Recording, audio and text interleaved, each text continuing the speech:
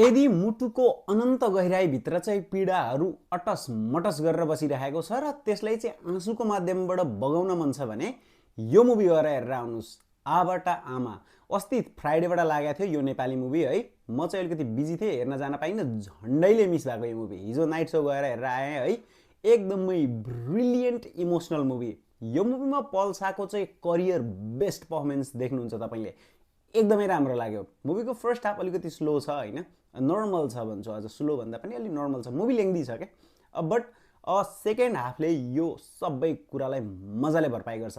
First half पनि मैले त्यो अलिकति स्लो र नर्मल भन्नुको अर्थ चाहिँ सेकेन्ड हाफको जुन लेभल छ नि, फर्स्ट हाफ अलिकति विक चाहिँ फिल हुन्छ, बट फर्स्ट हाफ आफैमा पनि राम्रो चाहिँ हो। देशमा अपर्च्युनिटी नपाइसके पछाडि चाहिँ फ्युचर, बेटर फ्युचरको लागि चाहिँ विदेशिनु परेको सिचुएसनलाई देखाइएको छ होइन।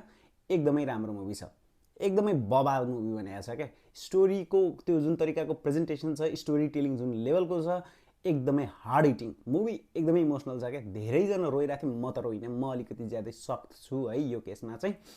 धेरैजना अडियन्सहरू मैले रोइरहेको देखाएको थिएँ। मुभी राम्रो छ। अनि यसमा चाहिँ थोरै महाभारतको पनि एङ्गलले जोडिएको छ। त्यो चाहिँ कसरी जोडिएको छ भन्ने कुरो चाहिँ तपाईँ मुभीमा हेर्नुहोस् है।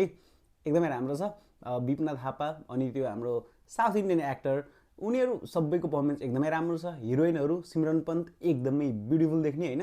अर्को हिरोइनको चाहिँ मलाई नाम खासै थाहा छैन, मैले अरू मुभीमा पनि खासै देखेको पनि थिइनँ, but she is also yeah beautiful and she has done good, pretty good job है।